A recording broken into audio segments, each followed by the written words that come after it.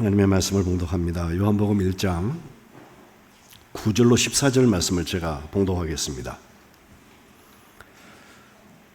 참 빛, 곧 세상에 와서 각 사람에게 비추는 빛이 있었나니 그가 세상에 계셨으며 세상은 그로 말미암아 지은 바 되었으되 세상이 그를 알지 못하였고 자기 땅에 오매 자기 백성이 영접하지 아니하였으나 영접하는 자 곧 그의 이름을 믿는 자들에게는 하나님의 자녀가 되는 권세를 주셨으니 이는 혈통으로나 육종으로나 사람의 뜻으로 나지 아니하고 오직 하나님께로부터 난 자들이니라.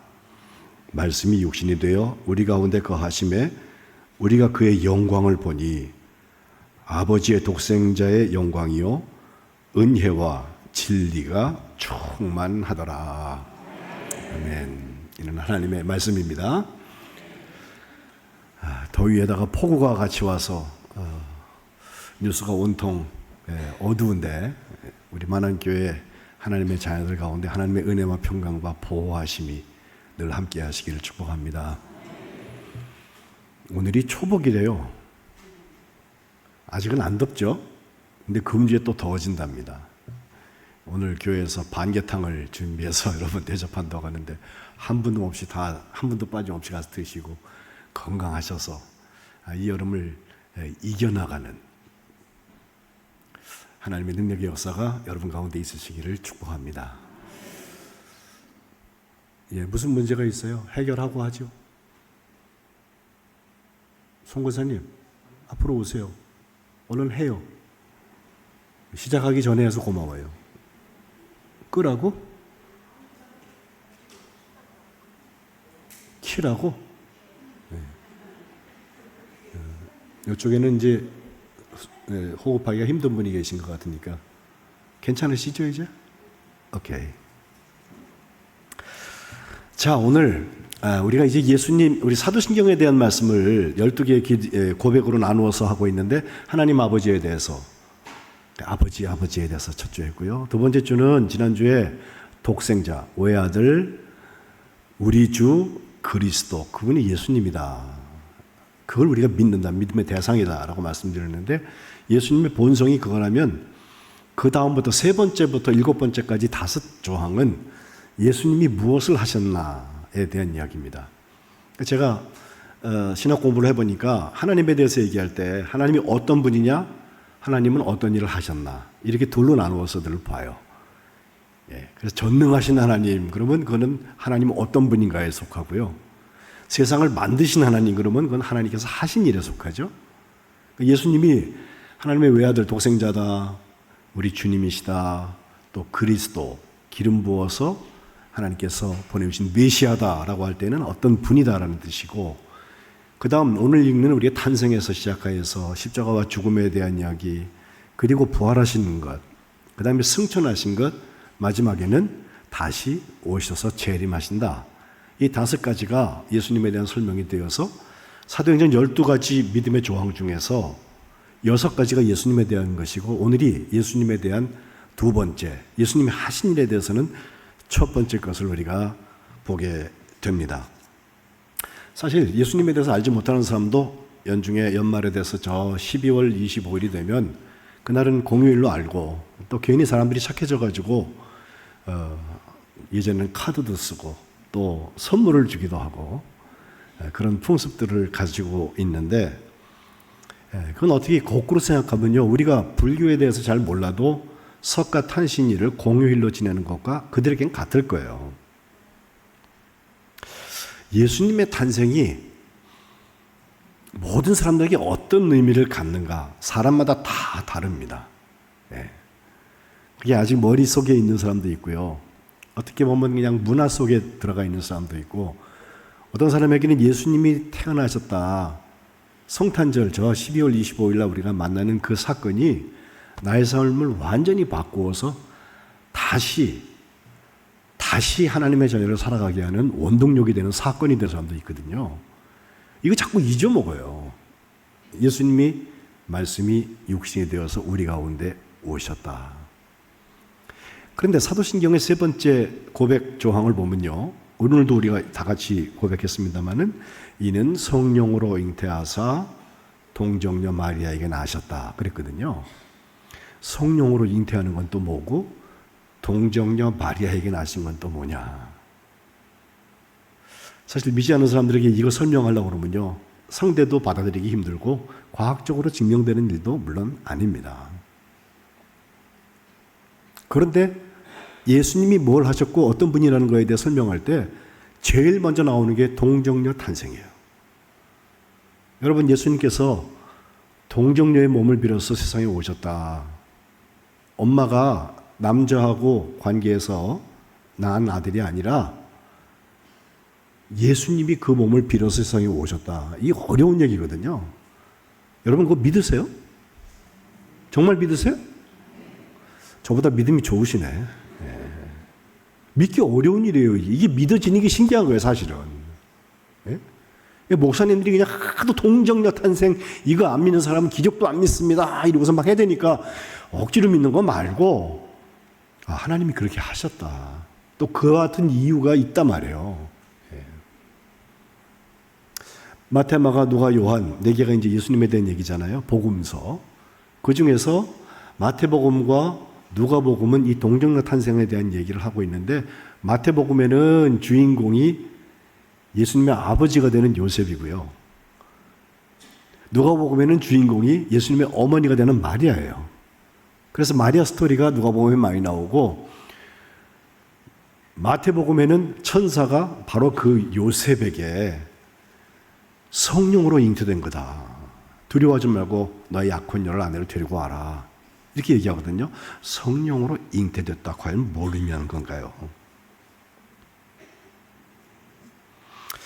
뭐 중요한 이야기만 제가 하자면 수태와 탄생, 라틴 말로 컨셉투스와 나투스 이렇게 두 개의 단어를 얘기를 하는데, 성령으로 잉태하셨다라고 하는 것은 사람이 만들어 놓은 게 아니라 하나님께서 주도적으로 역사하셨다. 하나님께서 은혜를 주실 때 은혜는 철저하게 하나님 만들어 주시는 거예요.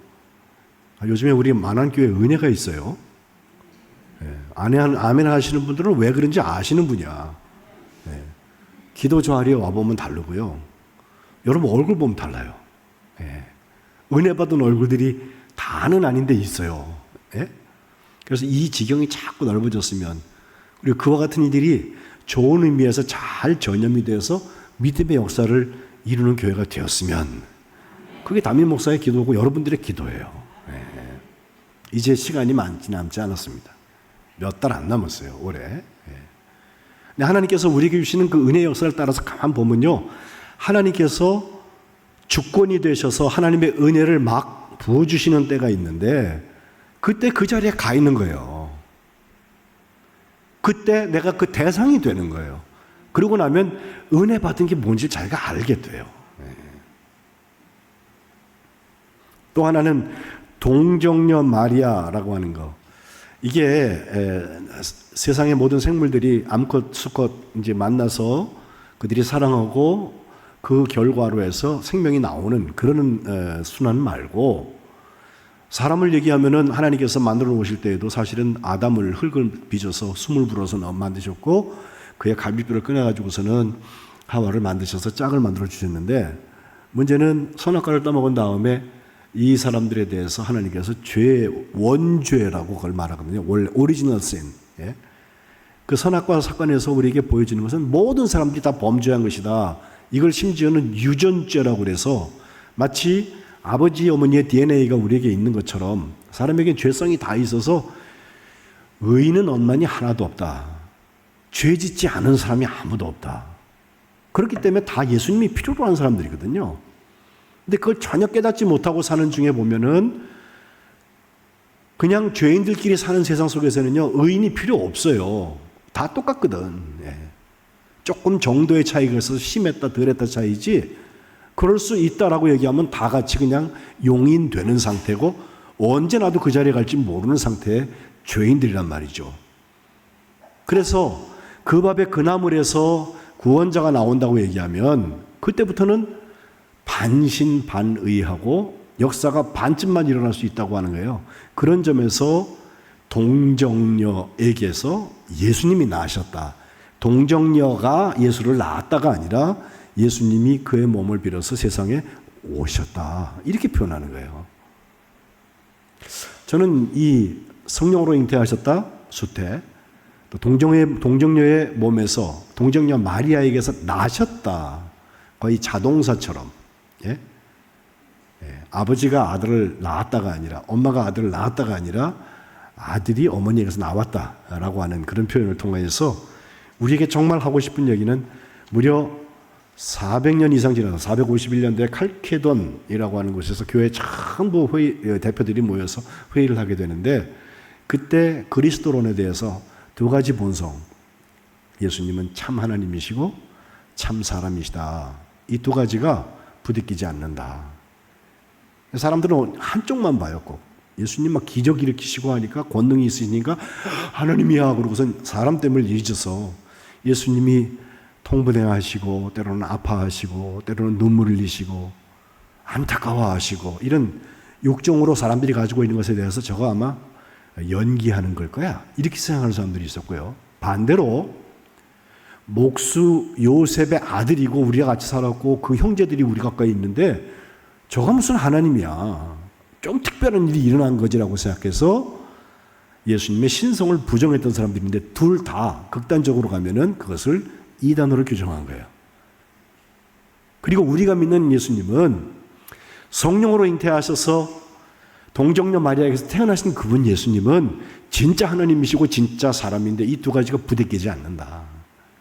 이게 지금까지도 우리가 가지고 있는 예수님에 대한 원칙적인 이야기가 된 것입니다. 이것을 요한복음에는 하나님께서 혹은 하나님의 말씀이 사람을 입으셨다라고 표현하고 있거든요. 그래서 성육하셨다, 육신을 이루셨다, 육신을 입으셨다라고 표현을 하는데, 그 이루심에 대한 말씀을 우리가 요한복음 처음부터 쭉 보게 돼요. 제일 먼저 말씀에 대한 이야기입니다. 꼭 창세기 1장 1절을 읽는 것처럼 태초에 라고 시작을 하는데, 요한복음은 말씀이 계셨다고 그랬고 그 말씀이 하나님과 함께 계셨고 말씀이 차라리 하나님이시다 라고까지 말해요. 하나님은 창조 때 창세기 1장에 보면요, 빛이 있으라 라고 말씀하신 분인데 그 말씀과 하나님을 동일시하는 것 자체를 요한복음은 시작부터 아예 세팅을 그렇게 해놓고 시작해요. 태초에 하나님과 함께 계신 분이고 하나님이시다 말이에요. 그래서 하나님께서 세상을 말씀으로 창조하신 일이 기적스러운 거 아니다, 이상할 거 없다, 모든 것은 하나님으로 말미암아서 혹은 하나님의 말씀으로 말미암아서 지은 바 되었다, 만들어졌다는 거거든요. 창세기 1장 1절 읽으면서 과학자들이 이걸 어떻게 믿어요? 그런 게 어딨어, 우연발생적이지 라고까지는 가설을 세우는 사람들이 하나님이 말씀하셔서 그렇게 됐다는 얘기를 받아들일 때는요, 이게 상당히 오래 걸려요. 근데 여기 지은 바 되었다라고 하는 그 표현, 3절에 나오는 이것이 바로 말씀이 육신이 되었다라고 하는 것과 같은 말이에요. 만물은 그로 말미암아 지은 바 되었다, 지은 것이 하나도 그 하나님 없이는 된 것이 없다. 이 됐다는 말씀도 바로 그 말씀이 육신이 되었다는 말씀과 같은 말씀입니다. 헬란말로 그 기노마이라고 하는 동사는 무엇이 된다, A가 B로 변했다라는 뜻도 물론 있지만 바뀌는 사건이 일어났다, 바뀌어서 나타났다라고 할 때에도 저 말을 쓰게 되어서 영원 전부터 영원 끝까지 계신 그 하나님이 유한한 사람의 시간 속에 오셨다, 사람이 되셨다, 제한을 받고 있는 이 육신을 입으셨다라고 설명하는 것입니다. 예수님에 대해서 신약성경에 잘 표현한 것 중에 하나가 그리스도의 마음을 품어라, 그분이 어떤 분이냐면 하면서 사도 바울이 빌립보서 2장에 한 이야기인데요, 6절부터 보면요, 예수님 어떤 분이냐, 근본 하나님의 본체시다, 이것은 하나님의 형식 가운데 계시는 분이다 라고 하는 뜻이고요. 하지만 하나님과 동등됨을 취할 것으로 여기지 아니하시고 오히려 자기를 비워서 종의 형체를 가지셔서 우리 사람들과 똑같이 되셨단 말이에요. 진짜 하나님이 진짜 사람이 되었다. 그래서 사람의 모양으로 나타나셨다. 사람처럼 나타나셨다라고 설명하고 있는 것입니다. 이것이 어떻게 가능하냐? 말이 사람을 입었다. 무슨 여러분 홀로그램이라고 지금 기술이 많이 발달돼서 이 아무것도 없는 공간인 것 같은데 뭘 촥 하면요, 거기에 한 화면이 이렇게 다 생기고 거기에 사람들이 들락달락거리고요. 뭐 이상한 세상이 왔어요 벌써. 기술적으로만 아니라 영화에서만 보는 게 아니라 실제로 그게 가능한 세상이 왔단 말이에요. 그런데 말씀이 갑자기 사람의 모습을 딱 띄고 혹 나타났다가 아니라 그 동정녀 마리아의 몸에서 나셨다라고 표현하거든요. 사람들이 겪는 과정을 겪으시는데 사람과 다른 하나님의 모습이 그대로 살아있는 것을 설명하는 사건이라고 보여져요. 근데 이 일이 언제 일어나나 보면요, 그 말씀과 내가 관계될 때 일어납니다. 2000년 전에 이 역사에 저 예루살렘 이 수도인 이스라엘 땅에 나사렛에서 자라났던 한 어린아이, 태어나기는 베들레헴에서 태어났다가 애굽에 도망갔다가 돌아와가지고선 나사렛에 갈릴리에 정착했던 한 청년. 2000년 전에 거기서 일어난 게 아니라 그 말씀이 육신이 되는 사건이 내게도 믿음으로 받아들이기 시작할 때에는 분명히 내게 변화가 일어난다는 거예요. 그래서 그 어머니인 마리아에 대해서 누가복음에 천사가 말할 때 엘리사벳이라고 자기 조카 되는 친척되는 사람의 이야기를 들면서 나이가 많아서 아이를 못 갖게 되는데 6개월이 벌써 임신 6개월이 됐다고 하면서 어떻게 내게 가능하겠습니까 하는 이 여인, 동정녀, 나는 아직 남자를 알지 못하는데 어떻게 내게 아이가 생깁니까? 제일 황당해서 그 여자한테 하는 말이, 자 37절에 보면 대저 하나님의 모든 말씀은 능하지 못하심이 없다. 그 말씀, 여기 말씀은 사실 호로고스라고 하는 요한복음 1장에 있는 말씀이 아니라 레마라고 말하는 하나님께서 하시고 하나님께서 진행하려고 하시는 그 말씀, 객관적인 말씀이 아니에요. 그러자 마리아가 똑같은 그 말씀을 받아서 저는 관계를 세워요 주의 여종입니다. 그 말씀대로 내게 이루어지겠습니다. 성육의 사건을 말하고 있는 거예요. 육신으로 내 몸에 아이가 생겼다 이것뿐만 아니라 주의 말씀이 이루어지고 있는 것, 말씀이 육신이 된다는 거예요. 비유를 해서 여러분 중에 이게 딱 와 닿는 분도 계시지만 도대체 저게 아직 무슨 소리일까 이해가 안 되는 분도 계실 거예요. 말씀이 육신이 되는 사건이 없다면 우리 하나님의 말씀, 그 약속들이 우리에게 이루어지는 것에 대해서 반신반의할 수밖에 없어요. 저 사람은 재수 좋아서 그렇게 된 거지, 특별히 뭘 잘해서 그렇게 된 거지, 이런 생각을 할 수가 있어요. 그런데 아직 사람들은 그거에 대해서 계획도 세우지 않고 생각도 하지 못하는 그때 하나님께서 모든 사람을 죄를 용서하고 구원하기 위하여서 바로 그와 같이 성령으로 잉태되셨다, 동정녀 마리아의 몸에서 나셨다고 하는 것, 이것이 말씀이 이루어지는 근본적인 성육신의 사건이 되시기를 주님의 이름으로 축복합니다. 이 말씀과 함께 요한복음 1장에 보면 생명과 빛에 대한 얘기가 살짝 나오는데, 생명과 참된 빛, 그것은 구원의 표현들이 되어서 빛은 어둠의 빛입니다. 깜깜한 것을 물리치기 위해서 빛이 다가가는데 5절에 어둠이 깨닫지 못했다 그랬고요. 그러자 9절에 가면 참빛이 계셔서 세상에 와서 각 사람에게 비추는 빛이 계셨는데 10절에 그가 세상에 계셨다, 세상은 그로 말미암아서 지음받은 그런 상태이다라고 하는데 두 가지 반응이 나와요. 하나는 세상이 그를 알지 못해. 어두움이 빛을 알기 어렵습니다. 그래서 알지 못하고 자기 땅에 온 그분을 백성이 영접하지 않았다. 알지 못해서 영접하지 않았다는 표현으로 거절하는 사람들의 이야기를 하고 있습니다.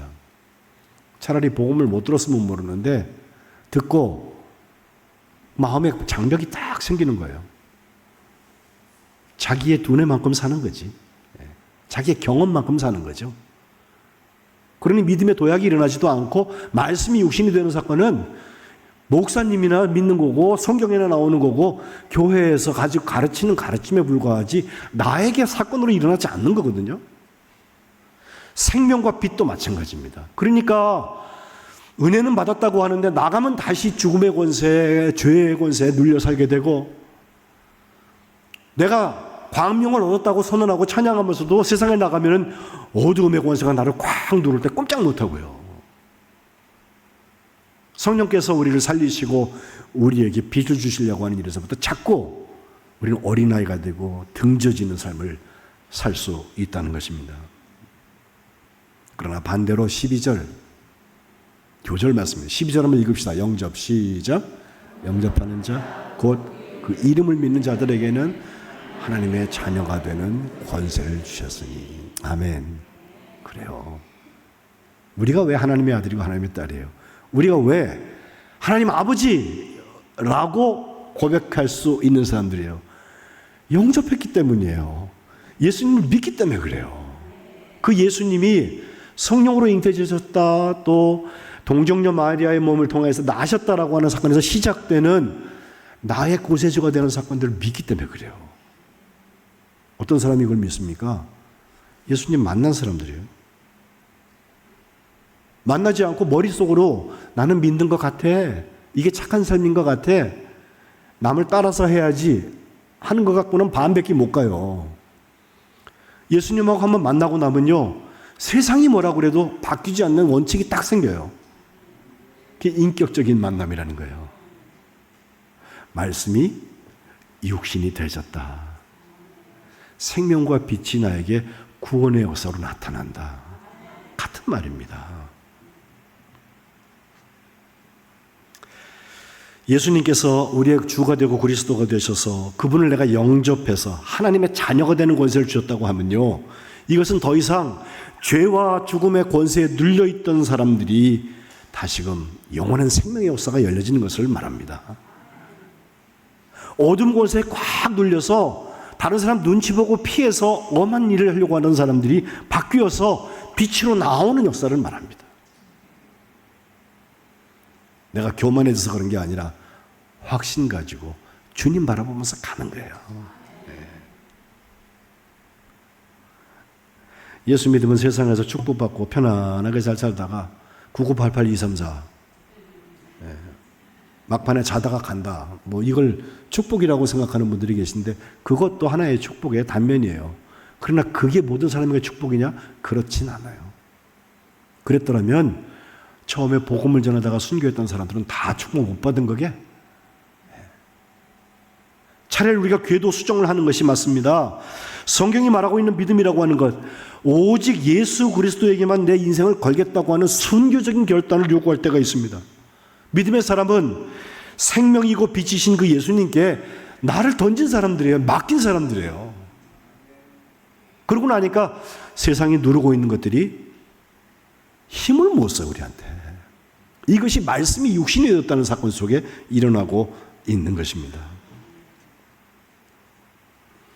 악은 어떤 모양이라도 버리라고 그랬는데, 저는 우리 오늘 말씀을 듣는 여러분들이 거절하는 영, 거부하는 영, 뒤로 슬슬 피해 다니는 영, 영접하지 않는 완악함에서부터 벗어나는 예배가 되시기를 축복합니다. 새벽에 지금 우리가 바로왕 얘기를 읽고 있거든요. 매를 벌어요. 한 번에 알아들었으면 좋은데 하나님께서 마음을 완악하게 하셔갖고 매를 벌어요. 10번이나 해요. 10번이나. 생명이 되시고 빛 되신 예수님을 영접하는 사건을 통하여서 하나님의 자녀의 권세들이 회복되시기를 예수님의 이름으로 축복합니다. 그리고 14절, 오늘 제가 여러분하고 말씀하려는 건 사실 저거 하나예요. 말씀이 육신이 되시면 된다. 그 사건이 일어나면 그리고 떠나는 게 아니에요. 우리 가운데 거주하시는 거예요. 저 거하신다는 말씀은요, 이렇게 텐트를 쫙 쳐가지고 거기에 같이 지내는 걸 말해요. 특별히 성막 같은 거, 하나님의 임재를 상징해서 하나님 앞에 예배하려고 그럴 때 그 40년 광야를 다니면서 성막을, 그 텐트를 치거든요. 그 거함을 말해요. 또 그 속에는 하나님의 영광이 나타나서 꼭 지성소의 셰키나의 영광뿐만 아니라 하나님께서 영광을 받으시는 사건들이 우리 가운데 믿음의 역사로 나타나는 것이고, 그것이 그 아버지의 독생자의 영광이다. 예수님이 하나님의 아들이고 우리가 하나님의 자녀가 되는 권세가 회복되는 영접의 역사가 나타나는 것이고, 그걸 다른 말로 얘기할 때 은혜와 진리가 충만하다는 거예요. 이 충만하다고 하는 거 여러분 쉽게 생각하면 안 돼요. 하나님의 은혜가 정량이 있어갖고 다 쓰면 끝나는 것 같으면요, 우리 서로 막 머리 들고 와서 싸워서 내가 쟁취해야 될지도 몰라요. 근데 다함이 없어요, 하나님의 은혜는. 그래서 어쩌면 우리가 쉽게 여기는지도 몰라. 그러나 은혜 체험한 사람은요, 다른 사람은 뭐라 그래도 내게 주신 그 은혜만큼 너무너무 소중해요. 그걸 뭐가 바꾸겠어요? 세상에 어떤 가치가 나에게 그것을 바꾸자고 할 때 아무것도 줄 수 없습니다. 정말 생명과 같이 귀히 여기는 말씀이 육신이 되는 사건들이에요. 은혜와 진리가 충만하다고 하는 것. 본문 다음에 16절에 보면 우리가 다 그의 충만한 데서부터 봤는데 그것이 은혜 위에 은혜, 은혜 옆에 또 은혜, 이렇게 말할 수도 있고, 은혜 반대편의 은혜라고도 말씀드릴 수 있는 해석인데, 은혜가 한 가지 사건에서 끝나는 게 아니라 그것이 자꾸 무슨 새끼 치는 것처럼 말이죠. 은혜의 문들이 자꾸 열려져서 여기가 끝인 줄 알았는데 그 다음에 또 은혜의 역사가 나타나고, 예? 이 은혜를 가장 잘 표현한 찬송은 한국 사람들이 가장 좋아한다는 305장이에요. Amazing Grace. 놀라운 은혜라. 저 존 뉴턴 얘기 제가 기회 있는 대로 이렇게 말씀을 드리는데, 존 웨슬리, 감리교를 시작하신 웨슬리하고 같은 때에 살았던 20년쯤 후에 태어나는 사람인데, 저분이 태어날 때 그 아버지가 배를 타는 사업을 크게 했던 분이고 부유했던 분이에요. 그리고 어머니는 아주 믿음이 좋아서 존, 그 아이를 어려서부터 정말 말씀으로 키우려고 애쓰고,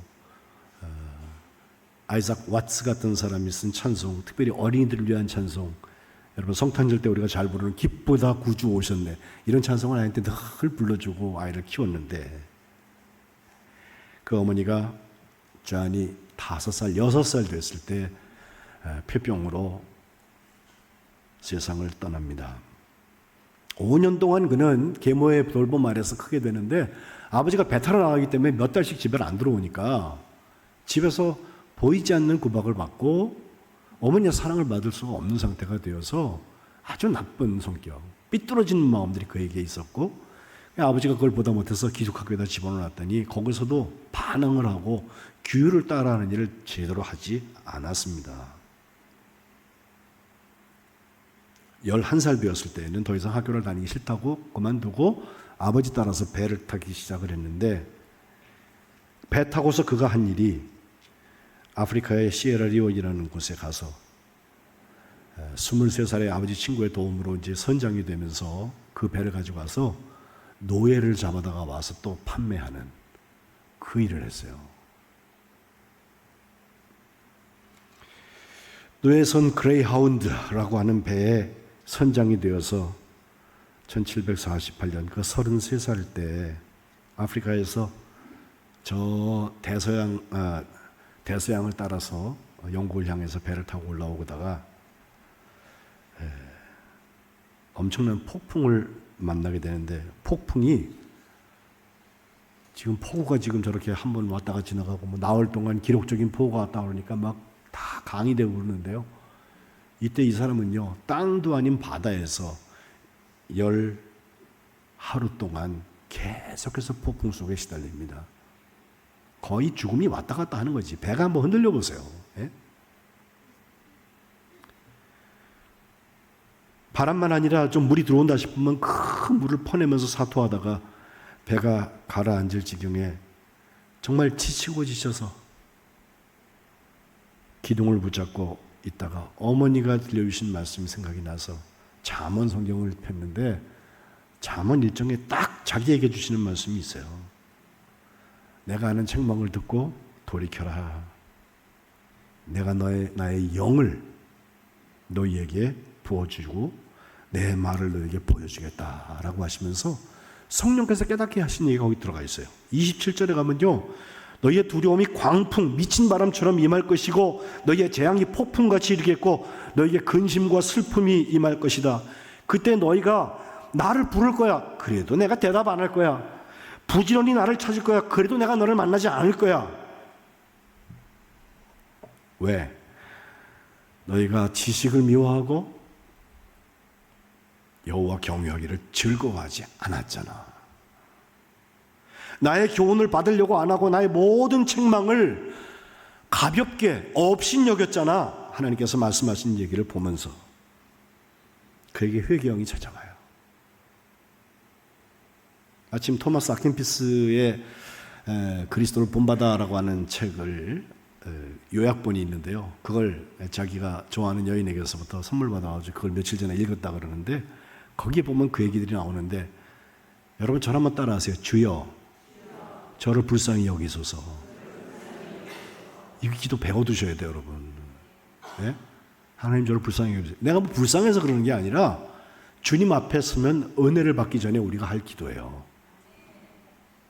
예, 여태까지 내가 나를 믿고 살아왔던 모습들이 지금 풍랑이 하나 오니까 이젠 끝나는 거예요.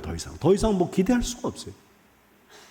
그때 나를 불쌍히 여겨주소서라고 하는 기도를 그가 배 흔들리는 배에서 붙들고 기도하게 되는데 후에 이것을 회고하기를 그날에 주님께서 지금까지 기고만장하게 살았던 나를 끌어내리셨고 깊은 물속에서 나를 건져내시고 구원하셨습니다.